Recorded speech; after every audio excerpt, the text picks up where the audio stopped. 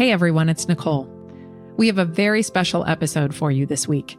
It's our first ever live recording of Here For Me with the amazing Renee Erickson. She's a James Beard award-winning chef, restaurateur, author, artist, and all-around fabulous person. She's also a friend I met in Seattle at her first restaurant, Boat Street Cafe, back in 2009. And it's been an absolute joy to watch her grow her business and grow as a human over the years. We recorded this episode in Seattle on April 26th, and it's my great honor to air it here for all of you. So here's Renee and me in conversation. I hope you enjoy it as much as we did. I'm thrilled to introduce the host and creator of Here For Me, Ms. Nicole Christie.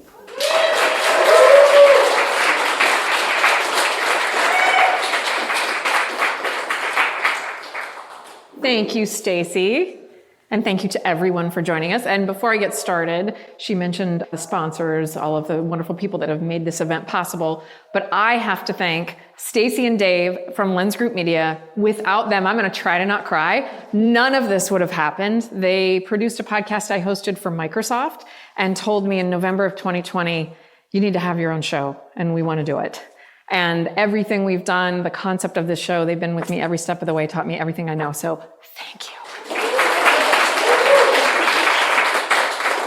And thank you to all of you for joining this conversation with the inspiring, brilliant, lovely gem of a human, Renee Erickson. As Stacy mentioned, my name is Nicole Christie, and I am the creator and host of Here For Me, which, if you're new to the show, some people may be, is a podcast about the power of choosing yourself, of being here for you just as you are there for others. And it's about how the best self-care comes from the inside. So it's self-awareness, self-compassion, self-respect, self-integrity. We dive into all of that through life-altering stories, lessons learned, and advice from leading experts that help you show up for yourself with the love, honor, compassion, and encouragement I know everyone readily gives to others. So why did I create this podcast? Here For Me was born out of my own story of healing and discovery. Between 2019 and 2022, I weathered 2 health crises in rapid succession, including a year-long battle with ocular cancer. I moved from Seattle to San Diego. I stepped away from a hard-charging career in corporate communications at Microsoft, and I felt my way to the other side of divorce, all during a global pandemic. All of this left me craving open, honest, vulnerable conversations about what it means to be a human in this world, the kind that I think we need a lot more of. I wanted to talk with people about their life disruptions and transitions and how they learned to care for themselves through them. What I'm learning through all of this is that doing the hard work on ourselves is messy and murky, and it takes the right blend of humor, serious insight, and content warning, salty language. We'll try to keep it a little clean tonight, but who knows? Who cares? To have these conversations with others. And with that, we will get into tonight's conversation with Renee. Most of you know her. She is a James Beard award-winning chef, author, artist, and the co-owner of Sea Creatures restaurants right here in Seattle, which includes the incredible Walrus and the Carpenter, The Whale Wins, Wilmot's Ghost, General Porpoise, and oh so many more, favorites of all of ours. This season of Here For Me is all about detours, and we're going to hear about the detours that Renee has taken along the path of her inspiring career and life. So without further delay and rambling from yours truly, it is my great honor and pleasure to welcome Renee Erickson.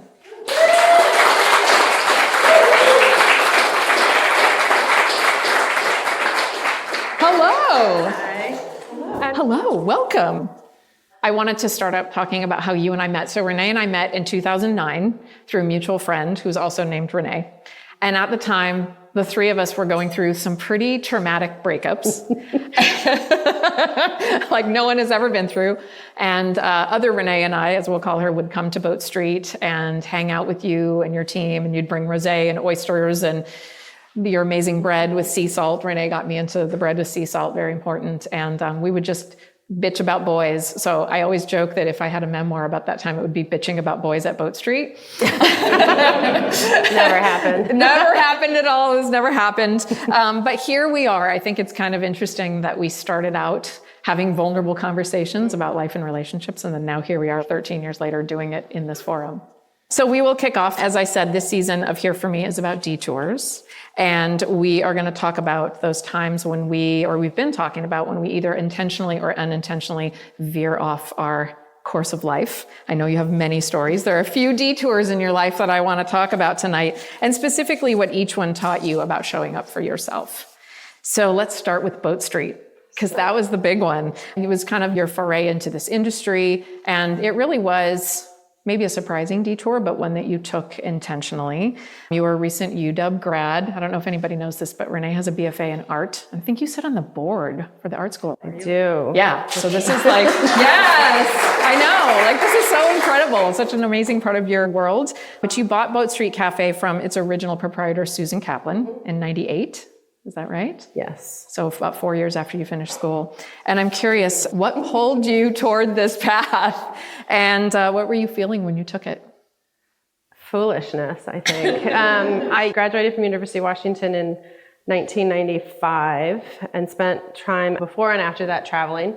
I went to the School of Art and I got to go to Rome. I don't know if anyone's been to Rome in this room, but it's the best place on the planet, in my opinion. And the university has a building on the Campo dei Fiori, and I would get to walk from my very nice apartment that I wasn't supposed to get to stay in, that was owned by Cornell University, like really close to Piazza Navona. So it was like a very short, insanely beautiful walk to school every day. And during that time, I would like walk by the lamb shop and the cheese shop and the pasta shop and the whatever. And although I was supposed to be studying art mostly and taking Italian, I was just like, what is this place of food? And came home after 6 months in Rome, and I had been working at Boat Street as a student.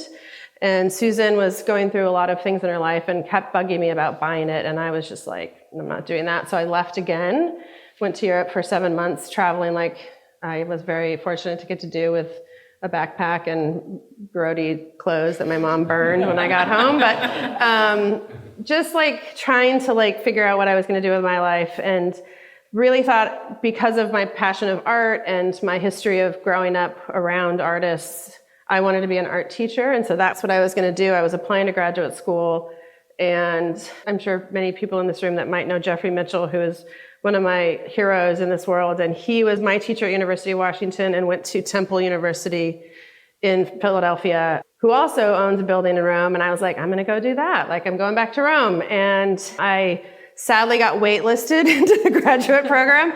And at the same time, Susan was still trying to sell me this restaurant that I had now started just doing more and more as time went on. And again, this was 1997 at that point. So there was no cell phones. There was barely internet. Thank God there was no Yelp. And and so like owning a restaurant was like, sure, that sounds interesting. And so she kept bugging me. And at a certain point, I was waitlisted for graduate school and still really loving working in this restaurant. And so I asked my parents and some close friends, and they were like, should I wait to see if I get into college, or should I buy this restaurant as a 25-year-old? And they were all like, buy the restaurant. And I was like, oh God, I'm a terrible artist. And so I did. My parents loaned me $10,000, and I basically bought a restaurant, and I was 25. So had anyone been to the original Boat Street, on Boat Street?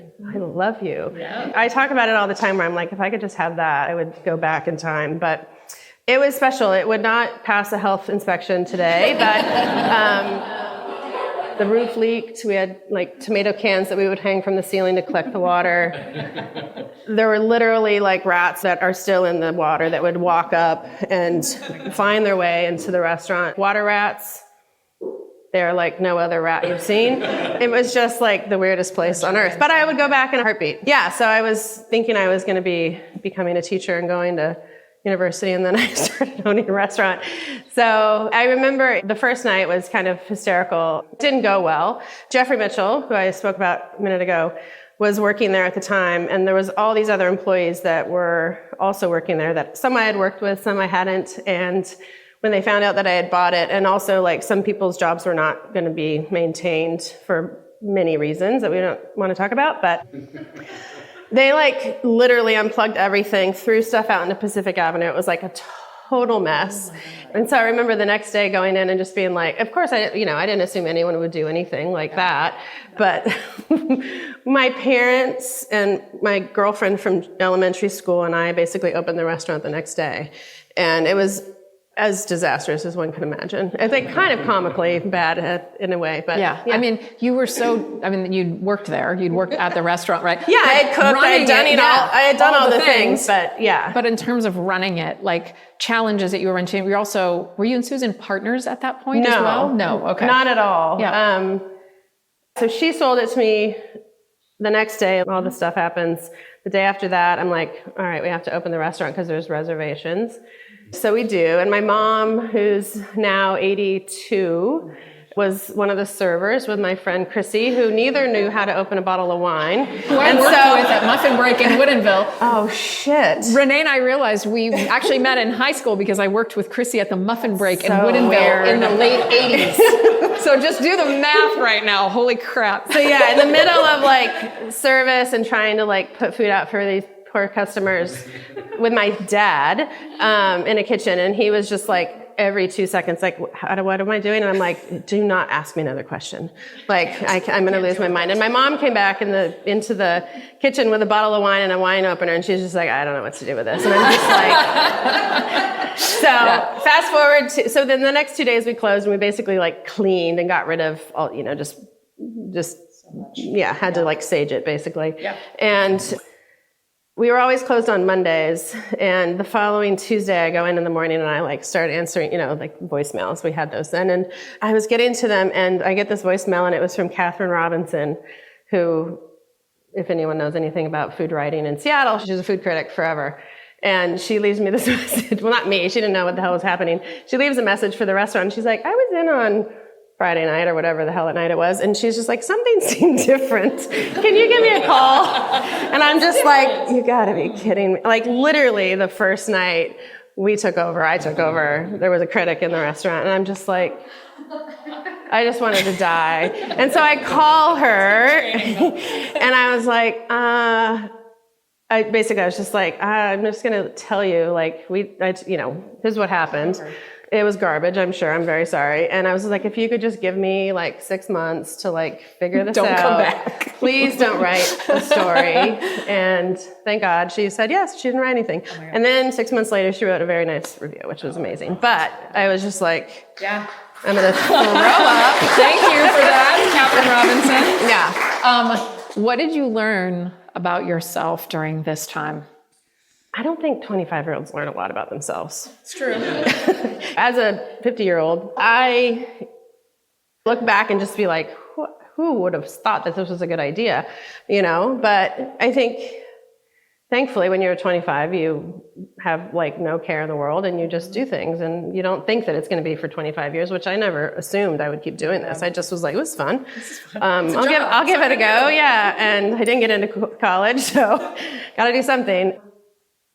And I think it's like a hindsight thing where you look back and you're like, why not? Just do stuff. I was at a talk last night at town hall, and the conversation was, how do you know when you're ready to do something, or how you start doing something? And the woman was just like, no better time than now. So like, just go do it. So I think looking back, it was that kind of blissful ignorance of a kid who just liked doing it. And that's the thing, I think, more than anything over 25 years is I love being in restaurants. I love going to them. I love mine. I love the experience of them. I love that it's like this place for people that get to come and share in it. And so that was what I fell in love with when I was 25 and not aware really, but. And I think having passion and purpose like that carries you through that, because if people are doing something, I've talked about this before, like if you think it's going to make you happy or something, I'm going to do this decision to make me happy. It's like, there's so few things that actually make you happy, and certainly not on a regular basis.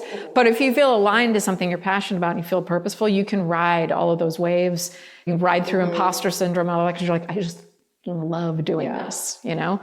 And I think that's probably, and also being ready to not be ready.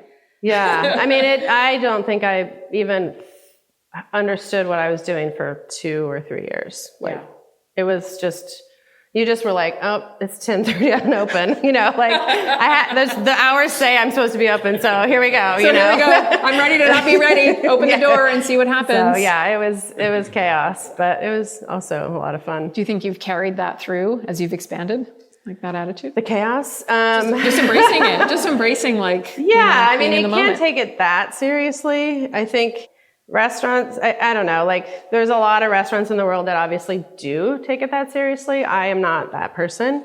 I think I care more about, honestly, I care more about the people that I work with than the people that walk in the door, which, sorry, everyone, but that's to me like where it is, that's the best part of it. And then I care for like my farmers and my fishers and my fill in the blanks, because they're the ones that are like not partaking in, they don't even come to restaurants generally, because they're just like slaving away in the, the field. So it's more complicated now. Obviously we have way more staff. The world's a very different place than it was 25 years ago as far as how restaurants function. And mine, I've just worked for myself for 25 years. So I think that's like a massive bonus in many ways, and then also kind of strange. But for me, like, I get to learn from all my employees, which is what's so great. Like, there are so many things where I'm like, I have no idea how to do that. Will you please show me? Because I didn't go to culinary school. I haven't worked for a million chefs to like teach me tricks. And so there's always things where I'm just like, that's cool. Like, what is that? So. Yeah. I think like people that work with you, for you, and obviously your family actually does work with you, but not anymore, thank God. Yeah, okay, but they did for a long time. Yeah, they did for a long time. But you create. Shirley's not here, so you can say that right now. Jim and Shirley not here right now. We can say this. But I think that love that you have for the people that work with you, and then, like you said, are your fishermen, that carries down to your customers. Totally. I think, I say that kind of as a joke. Like, obviously, I really wouldn't be able to open our doors if people didn't come and support us and, care about what we do. And it's, like from 25 years ago to now, like it's unbelievably different in the amount of support the community offers, and just the broad community of restaurants and farmers markets and all the things that make them amazing in Seattle or in the Pacific Northwest. I love it. It's a funny thing. Like, I've been saying this for a long time, and like I get asked a lot of questions about like the history of all the Me Too stuff and all the shitty chefs that treat people like garbage. And, there's like this need to like have a story about it. And like, obviously I'm well aware of what goes on, but I've been so lucky to not have to experience that. And so like the idea of, I was telling this terrible story the other day about the one time that I actually really yelled. And it was at the first Bow Street. And I remember it was just like this moment where I'm like, what is wrong with me? Like, why would I get so upset over this? And it was because someone basically burned me and also asked me the same question like 15 times in a row. And I was just like, I can't take this. I was just like, get out of here. I'm like so upset. But like, I feel really grateful that I get to spend it with people that like really care about what they do and haven't really had a terrible time in it. I'm one of the few. I was going to say, you are like the antithesis of that. Yes, when you were exactly what you were talking about, of like, it's so beautiful, and you feel that in all of the it's not, this sounds like we're so amazing, but it's not that. It's just that I think you go to work every day and you get to like spend time. And we all know that a lot of the people that work in the restaurant industry come there for some need, whether it's like support and a lot of it's not even like, I don't think they know it, where life can be shitty. It can be really hard. And a lot of people that get hired in restaurants need a family or need a place that like can hopefully give them some stability and support. And it's complicated, but I think we've somehow managed to prioritize that in a way. I'm not saying that we're like this utopia of restaurant group, but like I think it's something that's really like we talk about it all the time as a group. And I think what's best about where we're at now and like the shift from like me by myself in the kitchen all the time with my dad is there's people back there that I love that pull us all up and make sure that we're all accountable and doing what is best. And that takes a lot of people versus just one. So it's culture. We hear about that. A lot of people in this room work in the corporate space, and you hear about culture and how it's so important from the top down, if you will. That's exactly what you're doing. Yeah, absolutely. Can we talk about a bump in the road? You talked about the first Boat Street. You're like, which one? I know. Yeah. So I'm curious. That was 2005. No, it was 2003, I believe. Okay. I think we reopened Boat Street in 2005. But there was a couple of years There where was 2.5 years. Yeah. I was standing in the first Boat Street kitchen on a Friday, I believe, at like 2:30. So we were open Tuesday for lunch, Wednesday through Saturday, lunch and dinner, and then Sunday brunch. I was basically there all day from like 9 to midnight. And in the middle, you would basically like, they call it flipping the kitchen. So you like flip your station so you can cook dinner. And so I was doing that, and in walks this lady in a very nice suit. And I knew that the building was for sale, and I really wish I had a bunch of money back then because it sold for like nothing on the water. And yeah, so they came in, the building was sold, and she's just like, oh, we want to have a meeting with you and talk to you about the new Boat Street project. And I was just like, And in my mind, I'm like, okay, well, I have a lease and I have an addendum that is, or an option to my lease that I didn't need to renew it. And I was like, oh, okay, well, I can't talk right now. It's Friday afternoon, but let's set up an appointment. So foolishly, like, because I didn't know any better, the following, I think, Monday, I went to the Dexter Horton building downtown by myself. I'm like, driving down there, park, go up, and I walk into this giant, like, room like twice the size of this, giant board table, probably 14 men in suits, and a wall of like these development drawings. And I'm just like, still just like no idea what I'm like walking into. And I just remember I was like I was being interviewed or something. So I sit down and they're like telling me all this stuff. And I listened, and then I got to a point and I was like, well, what are you going to do about my lease? And they all just kind of looked at me like I was nuts. And I'm like, So there was some shuffling of papers and some stuff that happened. And at that point I had kind of lost like any sort of awareness of what was going on. And I remember driving home. I bought a phone at this point, so I had my first cell phone, and I was driving and talking on the phone, and I called my mom, and I was like, I really think something bad just happened, but I don't really know what's going on. So I got home. I remember like standing in my bedroom, and I called the attorney for my landlord. My landlord was a little interesting, and so she was not available to talk, but I called the attorney, and he's like, you'll be fine. Don't worry about it. You have your lease. You have your option. You're good. I'm like, okay. And so I hung up the phone, not knowing that said attorney like hightailed it to Canada. They had sold the property without my option on my lease. And so, which I, of course, didn't know that like when you have a lease, you get it registered, because I was 25 and didn't have a clue. So I called a friend who worked for Tom Douglas at the time, and I was just like, do you have an attorney that I can talk to? So I hired an attorney, and so this was in February maybe, and he's just like, we need to sue them. And I'm just like, what? Because they weren't responding to us. And I was like, okay, and because we wanted to get them to pay attention to us and the lease, and they were planning on breaking ground on April 1st. Oh my God. Yeah. So we sued them, and in the city of Seattle at that point, the length of time before you would get a court hearing was like 2 years or something like that, which my attorney at the time knew, which I had no idea. He's like, this is the only way that they're going to pay attention to you. So that happened, and of course we then ended up in a mediation downtown Seattle, and don't ever do this. It's the worst, like 17 hours of your life where you sit in a room with your attorney, and there's a retired judge that goes back and forth and like just hammers you to like break, essentially. Interrogation. It was awful. Yeah. It just was just like, I just want to make food. I'm like, I don't understand. Why is this so hard? But yeah, I ended up getting enough money to put some stuff in storage. And they also then like bullied the hell out of me for the rest of the 3 months. And they parked I have these photos. I need to frame them or something. Just when I'm really angry, I can look at them. They parked like an excavator, like at the front door of Boat Street with this like giant claw thing, like 2 feet away from the front door for like the last 2 months of service or 2 weeks of service. So I lost the restaurant. It was traumatic. I loved this restaurant. My dad and I laid the patio. We built the picnic tables. My dad and brother built the bar, poured the steps that the excavator was parked on top of. Met some of my best friends that, I've ever met in the industry.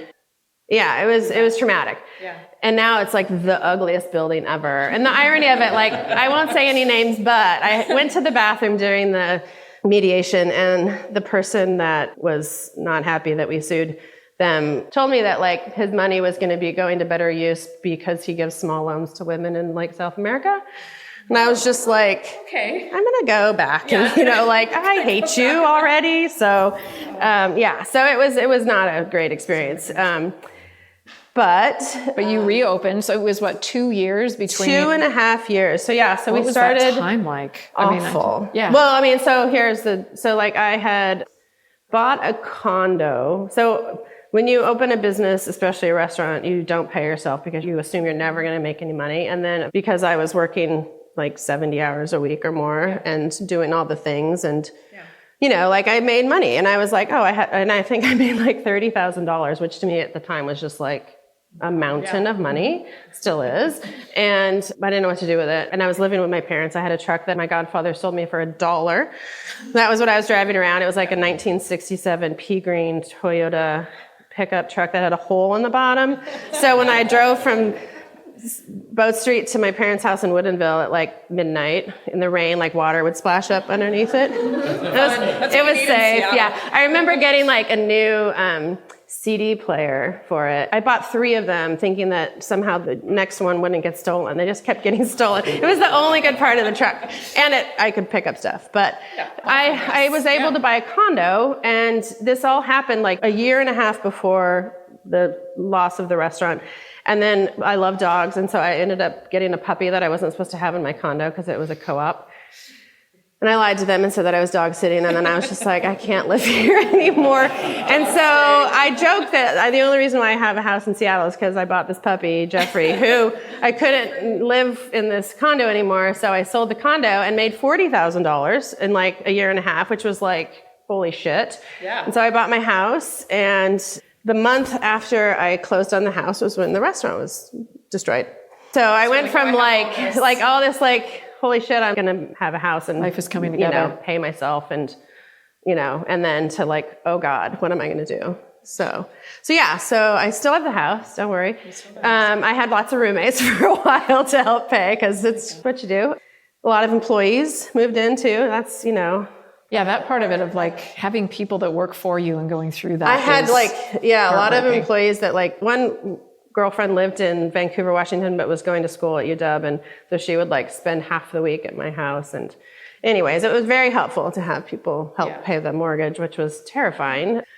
So 2.5 years went by. So Susan Kaplan, who started Boat Street, she had opened a donut shop. So the guy, someone I told earlier, this is total sidebar, but I was walking this morning just to like rant, and this guy, like, it was 7:15 in the morning. I'm with my husband and my dog, and he just this total random dude in Finney looks at me. He's like, "Why don't you make more donuts?" And I'm like, really? Good morning, like, and I was just like, what? And I was just like so taken aback. But anyway, Susan had a donut shop at Eastlake, and he was like, the donuts on Eastlake were better. And I'm just like, oh, okay, thanks. Yeah, you know, that's literally this is not videoed, happened. so I can be like, yeah, asshole, like, just take your kid to school and shut up. Yeah, seriously. Yeah. She had her donut shop. She had her donut shop, and Susan and I decided that we would do catering, which is how Boat Street Kitchen came about. And so we did catering together for 2.5 years in the back of a donut shop. So it was very glamorous and greasy. So we did that and just kept looking for space. And it was the time of Seattle before Amazon and everything that's happened in South Lake Union. And so Paul Allen's company, what's it called? Vulcan, thank you. I remember spending like days with Ada Healy, walking around, looking at like buildings that were going to give me like a 2-year lease. And I'm just like, I can't do this. And they were all the cool buildings, but they're all now gone. And I remember just being like, I just want another space. But I couldn't find, it took forever. Like we ended up, if you'd been to the second Boat Street, in a very weird location, but kind of magical, on Elliott. But yeah, it was just this like such a weird donut shop. But you opened on Elliott. Susan was running Boat Street Kitchen. You're back in Boat Street Cafe. And I feel like a lot of people came back and worked for you, and you sort of recreated, it felt like, this family, this new... Who was left over from the first one? Shannon, yeah. Lots of front of the house people. Like Britta, who was the person that worked with me at the original Boat Street, it was how I ended up with my attorney. Yeah. So we ended up like kind of, there was quite a few people that came back. So you came back, you had the new restaurant. How are you feeling at that time of coming through that period of like, it's just such resilience of like, you've got people living in your house, you're running a catering business out of Susan's donut shop. Like what were you feeling? It was exciting. It's, it's always exciting. I mean, that's, like I have 9 restaurants. It's always exciting opening a restaurant. You're like, what is wrong with you? But the creativity part of opening a restaurant and building it and collectively like working with a team is exhilarating and super exciting and satisfying. It was challenging because when I bought the restaurant from Susan, I ran it by myself for 5 years. Then we started working together again, which it was complicated because like I think I had become a different person than her previous employee and had a lot of my own ideas. And I think I was still young and not really great at communicating how I felt about things. I mean, even to the point where I would do things because I didn't want to like really tell her how I felt, which of course is not the right thing to do. So it became clear early on for us that like she was going to run Boat Street Kitchen and I was going to run Boat Street Cafe. And that was very clear to me going into it that that's how it should be. But it was really hard. It was like, turns out it didn't make a whole lot of sense. The world had no idea and it was very complicated and weird to try to tell people. So that went on for almost 9 years together-ish. I'm not like super proud of a lot of how I handled it. I know I could have been more honest and kind of maybe dealt with things in a more mature way, but what do you do differently now based on that experience?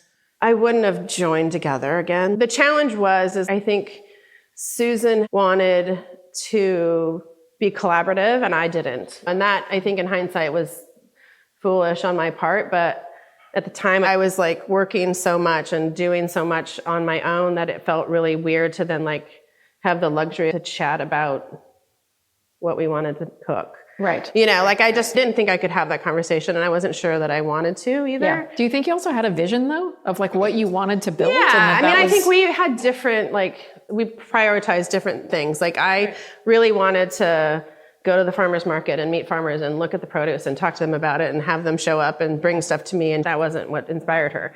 We were just different people in different times of life. And it was just complicated. And I think I was foolish and probably maybe not as polite about it. And, it wasn't ever bad. It just wasn't ever great, and that was the kind of shitty part in hindsight where I'm just like, well, that was dumb, Renee. We could have maybe done this a little better.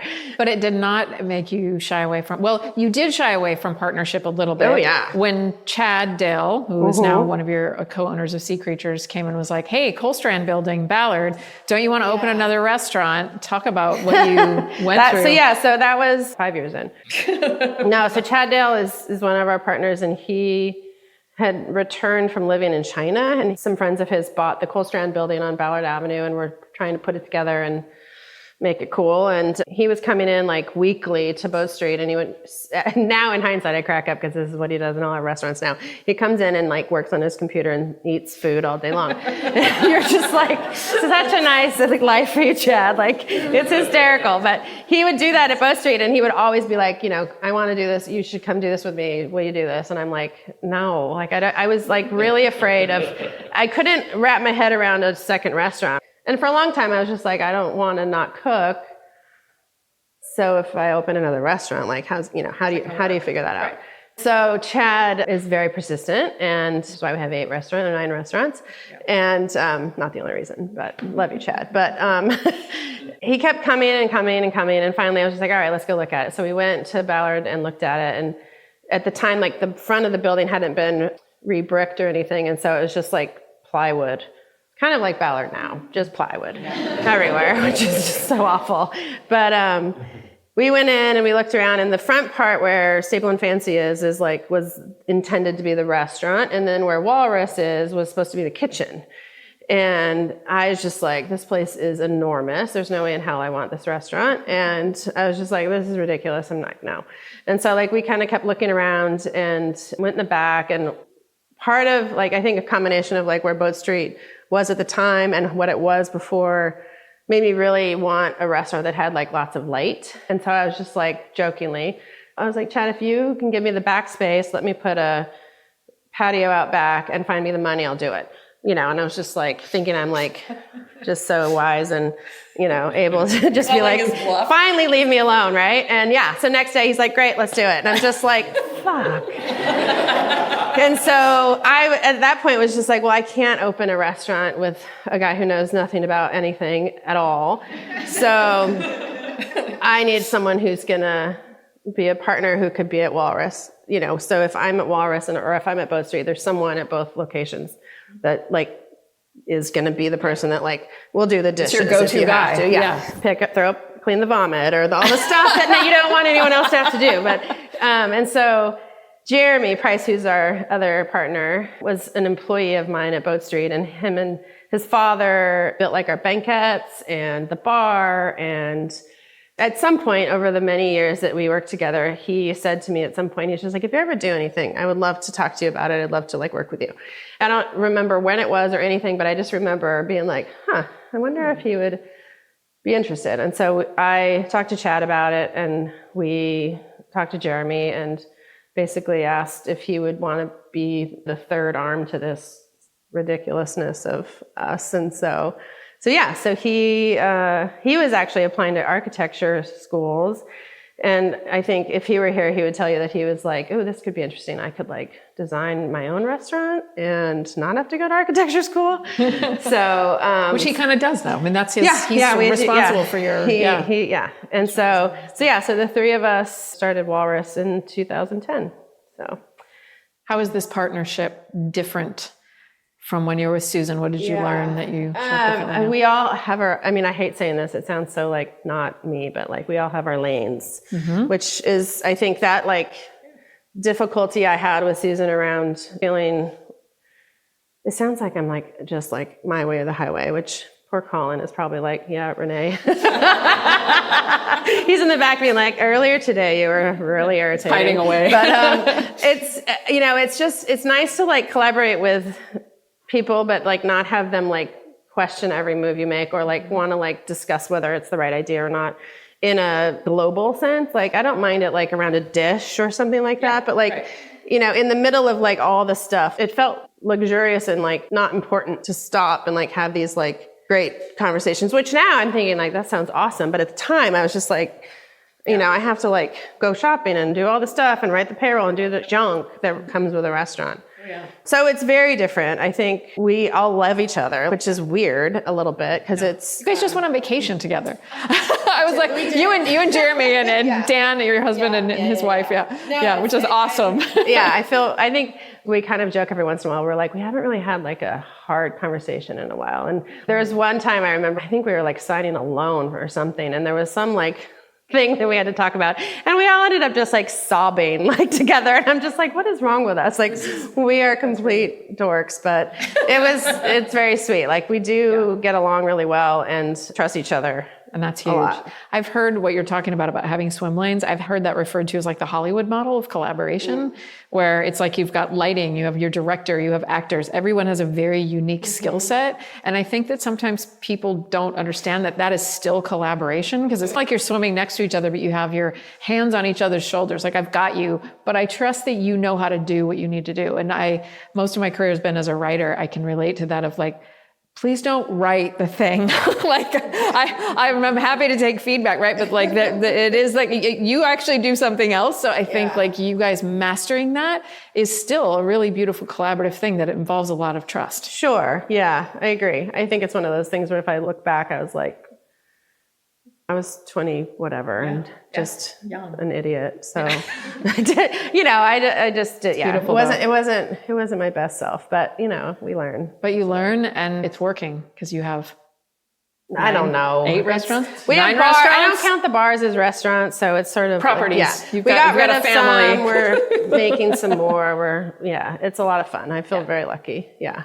So we hear a lot about balancing work and life. It's a very popular conversation in restaurants. I mean, your business feels like it's an extension of yourself that feels like it's more life-giving than life-eroding.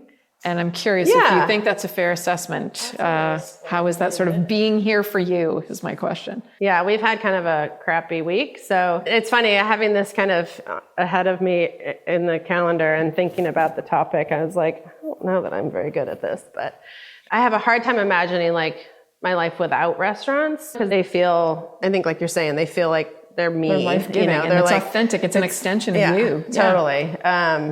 So I've been having some calendar issues with my calendar that I've been causing. So I ended up with like a morning free. And so I just texted Bobby and I'm just like, we should talk about today. And then he's just like, just stay home. You're good. Come in later. And I'm like, can I do? Like it's weird. Yeah. And it's not, I know that it's like important and I actually really enjoy it, like all of those things, but it's still hard. After 25 years, you feel like you have to be there. And, I think for a long time I remember some moments with customers that were, I think, trying to be nice, but I was probably like a little unsure of myself or, kind of, well, frankly, just kind of really defensive, where I remember one person telling me like, oh, it must be so nice to not have to work. And I was just like, what? Thought my head was going to like explode. Oh my God. And I was just like, I swear to God, I don't know if it was Bobby or somebody, but I think they were like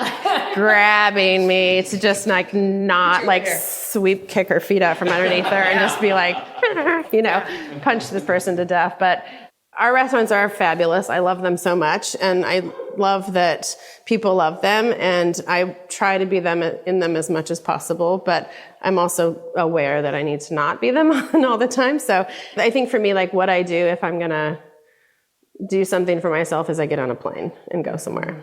You travel. Yeah. Although I'll be home for 3 months this stretch. And I swear to God, I'm busier, which is like probably why I get on a plane to leave. But it's fun though. Like I love being home and I love getting to travel. So I would say it's a combination of like my dog, my garden, and then being in my restaurants. I really do love it. I think that's beautiful. Yeah. I think if you can find something that is your job. Yeah, well, when it's not fun anymore, I would be like, I'm out. But then you're like, I'm done. It's like 25 years of finding something that feels. I mean, and, 2.5 years of, hell, pandemic hell was. That's another hell. To still love it is, I feel, we were kind of joking about dumb stuff we were doing during the pandemic earlier. And like the fact that we still had fun was kind of pretty amazing through. And that was another time of like resilience. Yeah. Horrible that no one could really have predicted. Yeah, no, it's bizarre. I mean, I still like think about it. I'm like, did that really happen? Like, did the whole world shut down? Like, we stopped doing all the things that everyone did, like, without thinking about? Yeah. You did it. Nuts. Wild world. But yeah, I think you are actually a pillar of being here for you, even though you're like, oh, I don't like walk away from work. I think the integration of work and life, what you do, you have your Sunday dinners, or is it Monday, your Sunday that you do? Sundays usually. Sunday dinners at your house. But Sunday, we just call them Sundays if they're a different day. Yeah. Which is fine. But Sundays are the best. Like anyone she's that got a whole Sunday ritual that is really beautiful. That was like actually the magic of days off in restaurants is like you got Sunday to like do the like normal human things, like hang out with people and go to restaurants or whatever. And then Monday you could do like your grocery shopping and no one was at the grocery store. No one's there. Absolutely. Or, it was just like, this is great. It's like they made it just for restaurant people to shop. Yes. So it's like no one's in the grocery stores. You're like, oh, and now everybody works from home. And I find that they're all at the grocery store on Monday. What is going on? Like, I'm always like driving around, doesn't anybody work? I'm like, wait, I'm out. All the self-employed people are out there doing it. So, well, I want to thank you because your candor and self-awareness are two of your many amazing qualities that I love. And you just brought it and shared so many candid stories. Thank you so much. You're awesome. You're a rock star. Thank you. This is so much fun. And thank you everyone for joining us. This is awesome. Thank you to Cadence, Sea Creatures, Ross, Christy, Sasha, Food, Wine. Holy crap. This is like mind blowing. And you're incredible and great conversationalist. So thank you. I'm honored. Thanks for coming, everyone. Thank you.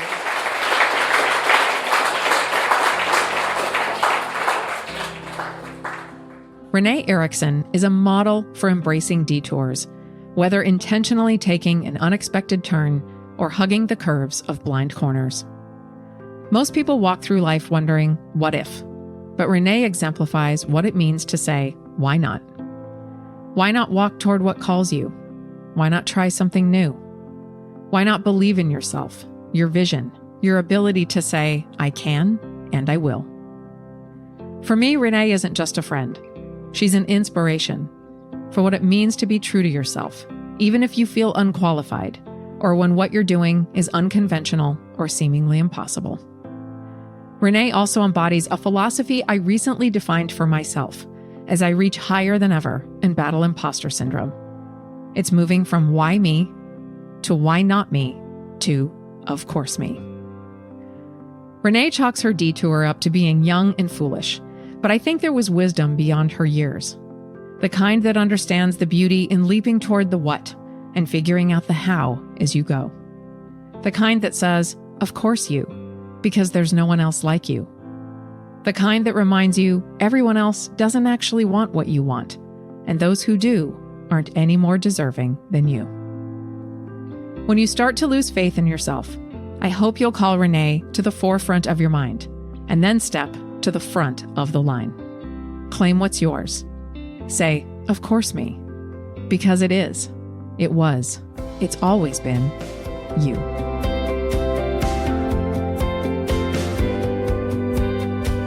Here for Me is produced by Lens Group Media in association with Tula Productions. As is often said, it takes a village to make this podcast, and my deepest gratitude goes out to every person in that village.